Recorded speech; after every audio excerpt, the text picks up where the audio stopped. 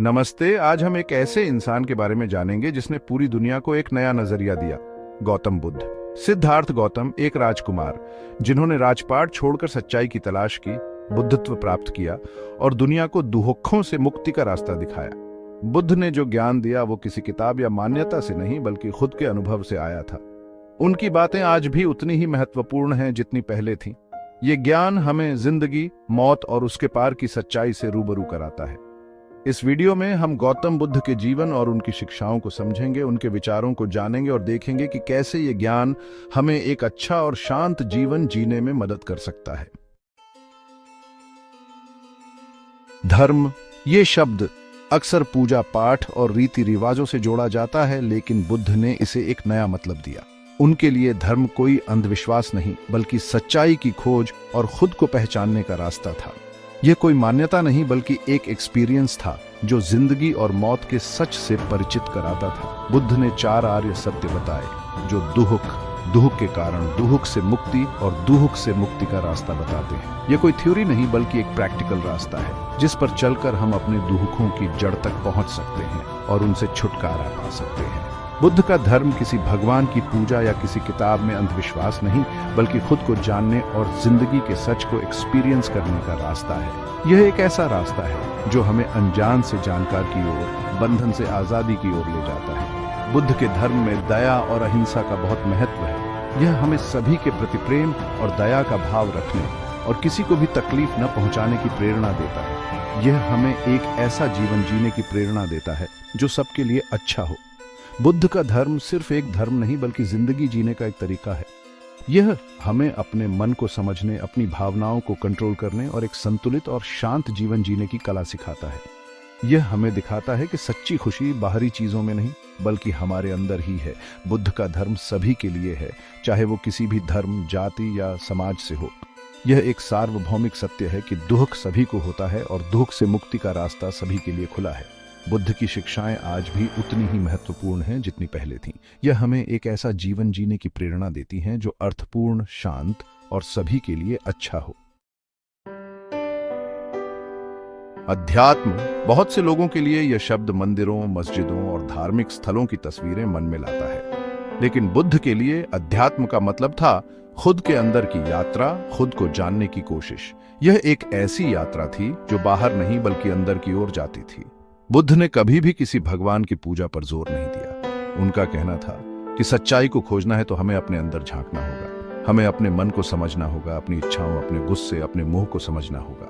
यह आंतरिक यात्रा आसान नहीं होती। इसके लिए हमें अपनी आदतों, अपने संस्कारों से लड़ना पड़ता है, हमें अपने अहंकार को छोड़ना पड़ता है। लेकिन बुद्ध का कहना था कि यही वो रास्ता है जो हमें सच्ची मुक्ति की ओर ले जाता है। बुद्ध ने ध्यान और विपश्यना जैसे साधनों पर जोर दिया जो हमें अपने मन को समझने और उसे कंट्रोल करने की ताकत देते हैं। ध्यान के जरिए हम अपने विचारों को शांत कर सकते हैं, अपनी भावनाओं को कंट्रोल कर सकते हैं और अपने अंदर छिपी शांति और स्थिरता को महसूस कर सकते हैं।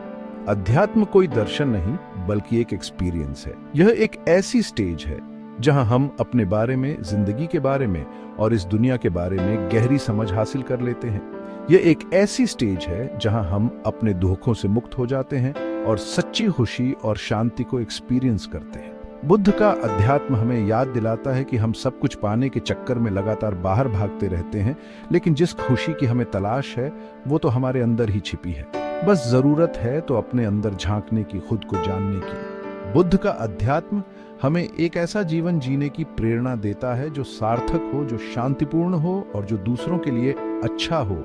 यह हमें याद दिलाता है कि जिंदगी का असली उद्देश्य सिर्फ खुशी पाना नहीं बल्कि दुखों से मुक्ति पाना है और यह मुक्ति हमें अपने अंदर ही मिल सकती है। जिंदगी क्या है? यह सवाल इंसानों को हमेशा से परेशान करता रहा है। गौतम बुद्ध ने इस सवाल का जवाब बहुत ही आसान और साफ शब्दों में दिया। उनके अनुसार जिंदगी दुख है। यह बात सुनने में बुरी लग सकती है, लेकिन बुद्ध यहां जिंदगी को बुरा नहीं बता रहे थे बल्कि एक सच से हमें रूबरू करा रहे थे। जिंदगी में दुख तो है ही, यह एक सार्वभौमिक सत्य है। जन्म से लेकर मौत तक हम न जाने कितने दुखों से गुजरते हैं। शारीरिक तकलीफ, मानसिक कष्ट, अपनों का बिछड़ना, मनचाही चीजें न मिल पाना, ये सब दुख के ही रूप है। बुद्ध का कहना था कि जिंदगी के प्रति हमारा मोह ही हमारे दुखों का कारण है। हम जितना जिंदगी से चिपके रहते हैं उतना ही हम दुखी होते हैं। हमारी इच्छाएं, हमारी चाहतें, हमारा अहंकार, ये सब हमें दुहक के बंधन में बांध रखते हैं। बुद्ध ने कहा कि दुहक से मुक्ति का एक ही रास्ता है और वो है अपनी इच्छाओं पर कंट्रोल पाना, मोह माया से दूर रहना। बुद्ध ने अष्टांगिक मार्ग का उपदेश दिया जो हमें दुहक से मुक्ति की ओर ले जाता है। यह मार्ग हमें सही समझ, सही विचार, सही बोल, सही काम, सही आजीविका, सही प्रयास, सही याददाश्त और सही समाधि का अभ्यास सिखाता है। जिंदगी एक अनमोल तोहफा है, लेकिन हम इसे अपनी इच्छाओं और मोह के कारण दुहकों में बदल देते हैं। बुद्ध ने हमें यह बताया कि जिंदगी का असली उद्देश्य सिर्फ खुशी पाना नहीं, बल्कि दुखों से मुक्ति पाना है। और यह मुक्ति हमें अपने अंदर झांकने, खुद को जानने और अपने मन को कंट्रोल करने से ही मिल सकती है। जिंदगी एक सफर है, एक ऐसा सफर जिसमें सुख और दुख दोनों आते हैं, लेकिन हमें इन दोनों में ही सम रहना सीखना होगा। हमें सुख में लिप्त नहीं होना है और न ही दुख से घबराना है। हमें जिंदगी को उसी तरह स्वीकार करना है जैसी वो है। बुद्ध की शिक्षाएं हमें जिंदगी को एक नए नजरिए से देखने की प्रेरणा देती हैं। यह हमें दिखाती हैं कि जिंदगी का असली उद्देश्य सुख की प्राप्ति नहीं, बल्कि दुखों से मुक्ति है, और यह मुक्ति हमें अपने अंदर ही मिल सकती है।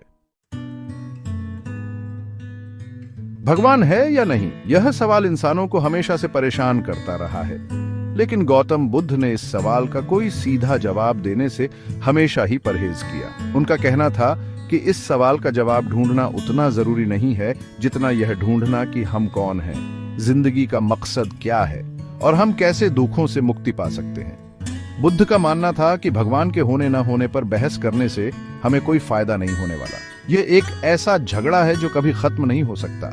इसलिए उन्होंने अपना ध्यान उन चीजों पर केंद्रित किया जो हमें सच्ची मुक्ति दिला सकती है, जैसे कि हमारे मन को समझना, हमारी इच्छाओं पर कंट्रोल पाना और दया और अहिंसा का जीवन जीना। हालांकि बुद्ध ने भगवान के होने के बारे में कोई साफ बात नहीं कही, लेकिन उनके उपदेशों में एक ताकत का जिक्र जरूर मिलता है जिसे वो धम्म कहते थे। धम्म को हम नियम, सिद्धांत या सच्चाई भी कह सकते हैं। ये वो ताकत है जो इस पूरी दुनिया को चलाती है, जो हमें जन्म देती है और मौत देती है। बुद्ध ने कहा कि अगर हमें सच्ची मुक्ति चाहिए तो हमें इस धम्म को समझना होगा और इसके हिसाब से अपना जीवन जीना होगा। धम्म को समझने के लिए हमें अपने मन को शांत करना होगा, अपने अंदर झांकना होगा। बुद्ध का यह नजरिया हमें एक जरूरी सीख देता है। हमें अपनी ऊर्जा को ऐसे झगड़ों में नहीं बर्बाद करना चाहिए जिनका कोई अंत नहीं है।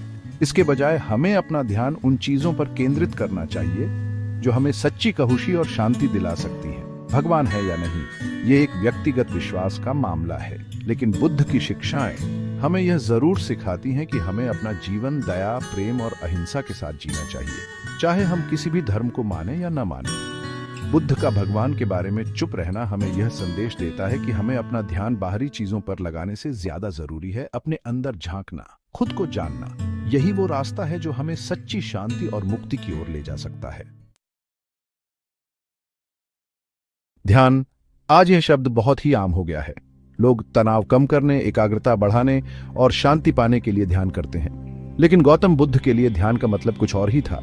उनके लिए ध्यान मन को समझने, उसकी गहराइयों में जाने का एक जरिया था। बुद्ध का कहना था कि हमारा मन एक ऐसे बंदर की तरह है जो लगातार एक डाल से दूसरी डाल पर कूदता रहता है। वो कभी भी एक जगह नहीं रुकता। हमारे विचार भी कुछ ऐसे ही हैं, वो लगातार आते रहते हैं, जाते रहते हैं। ध्यान हमें इन विचारों को शांत करने, मन को एकाग्र करने और अपनी असली प्रकृति को जानने में मदद करता है। बुद्ध ने अलग अलग तरह की ध्यान तकनीकों का उपदेश दिया, जैसे कि आनापानसति, विपश्यना और समाधि। हर तकनीक का अपना महत्व है और वो हमें मन के अलग अलग पहलुओं को समझने में मदद करती है। ध्यान कोई जादू नहीं है जो रातों रात हमें बदल देगा। ये तो एक अभ्यास है, एक साधना है जिसके लिए हमें धैर्य और लगन की जरूरत होती है। लेकिन जो व्यक्ति नियमित रूप से ध्यान करता है उसके जीवन में एक अद्भुत बदलाव आता है। ध्यान के जरिए हम अपने गुस्से, लालच, मोह और अहंकार जैसी बुरी भावनाओं पर कंट्रोल पा सकते हैं। हम ज्यादा शांत, ज्यादा धैर्यवान और ज्यादा दयालु बनते हैं। हम अपने आसपास के लोगों के साथ बेहतर रिश्ता बना पाते हैं और जिंदगी को ज्यादा खूबसूरती से जी पाते हैं। ध्यान सिर्फ एक धार्मिक काम नहीं है, यह तो एक जीवन जीने का तरीका है। यह हमें हर पल को होश के साथ जीना सिखाता है, चाहे हम खाना खा रहे हों, चल रहे हों या फिर काम कर रहे हों। अगर हम अपना ध्यान अपने काम पर केंद्रित रखें तो वो भी ध्यान बन जाता है। बुद्ध ने ध्यान को इतना महत्व इसलिए दिया क्योंकि वो जानते थे कि यही वो एकमात्र रास्ता है जिससे हम अपने मन को समझ सकते हैं और अपनी असली प्रकृति को जान सकते हैं। और जब हम खुद को जान लेते हैं तो हमें सच्ची खुशी और शांति खुद ही मिल जाती है। ध्यान एक अनमोल तोहफा है जो बुद्ध ने हमें दिया है। यह एक ऐसा उपहार है जो हमें दुखों से मुक्ति दिलाकर सच्ची खुशी और शांति की ओर ले जा सकता है। ईमानदारी, यह शब्द सुनते ही मन में एक ऐसे इंसान की तस्वीर आती है जो सच बोलता है, चोरी नहीं करता और हमेशा न्याय और ईमानदारी से अपना काम करता है। लेकिन गौतम बुद्ध के लिए ईमानदारी का मतलब सिर्फ दिखावे तक सीमित नहीं था, यह तो आंतरिक शुचिता का प्रकाश था। बुद्ध का कहना था कि ईमानदारी हमारे हर काम, हर विचार और हर शब्द में दिखनी चाहिए। यह एक ऐसा गुण है जो हमें अंदर से मजबूत बनाता है और दूसरों का विश्वास जीतने में मदद करता है। ईमानदारी सिर्फ दूसरों के साथ नहीं बल्कि खुद के साथ भी होनी चाहिए। हमें अपनी कमजोरियों को स्वीकार करने की हिम्मत होनी चाहिए और उन पर कंट्रोल पाने की कोशिश करनी चाहिए। हमें खुद को धोखा नहीं देना चाहिए और न ही अपने आप से झूठ बोलना चाहिए। ईमानदारी एक ऐसी रोशनी है जो हमारे जीवन के अंधेरे को दूर करती है। यह हमें सही और गलत में फर्क करना सिखाती है और हमें एक सार्थक और नैतिक जीवन जीने की प्रेरणा देती है। ईमानदारी का दायरा बहुत बड़ा है। यह सिर्फ चोरी न करने या झूठ न बोलने तक सीमित नहीं है, यह तो हमारे हर काम में दिखती है। अगर हम एक विद्यार्थी हैं तो हमें ईमानदारी से पढ़ाई करनी चाहिए।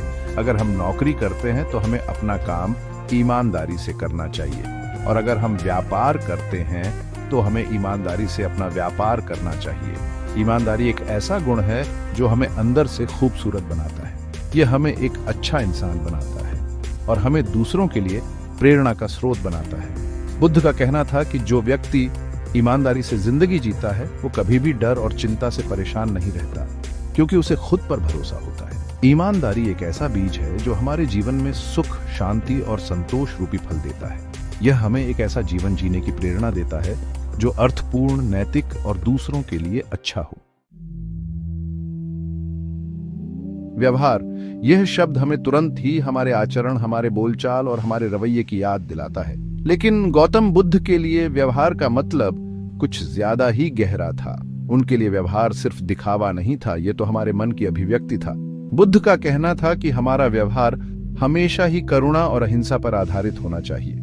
हमें दूसरों के साथ वैसा ही व्यवहार करना चाहिए जैसा हम अपने साथ करवाना चाहते हैं। हमें यह समझना चाहिए कि हम सब एक ही तत्व से बने हैं और हम सब एक दूसरे से जुड़े हुए हैं। अहिंसा का मतलब सिर्फ शारीरिक हिंसा से ही नहीं है, बल्कि मानसिक और वाचिक हिंसा से भी है। हमें अपने विचारों, शब्दों और कर्मों से किसी को भी तकलीफ नहीं पहुंचानी चाहिए। हमें दूसरों के प्रति प्रेम और करुणा का भाव रखना चाहिए और उनकी मदद करने के लिए हमेशा तैयार रहना चाहिए। बुद्ध का मानना था कि क्रोध और घृणा जैसी बुरी भावनाएं हमें अंदर से कमजोर बनाती हैं और दूसरों के साथ हमारे रिश्ते खराब करती हैं। इसलिए हमें इन भावनाओं पर कंट्रोल पाने की कोशिश करनी चाहिए और अपने मन में प्रेम, करुणा और क्षमा जैसी अच्छी भावनाओं को विकसित करना चाहिए। हमारा व्यवहार ही हमारी पहचान होता है। ये दुनिया को बताता है कि हम किस तरह के इंसान हैं। अगर हमारा व्यवहार अच्छा है तो लोग हमारा सम्मान करेंगे, हमसे प्यार करेंगे और हम पर विश्वास करेंगे। लेकिन अगर हमारा व्यवहार बुरा है तो लोग हमसे दूर रहेंगे और हमारा साथ छोड़ देंगे। बुद्ध ने हमें यह सिखाया कि हमें अपने व्यवहार को हमेशा ही अच्छा और शुद्ध रखना चाहिए। हमें ऐसा कोई काम नहीं करना चाहिए जिससे किसी को भी तकलीफ पहुंचे। हमें अपने स्वार्थ को पीछे छोड़कर दूसरों की भलाई के लिए काम करना चाहिए।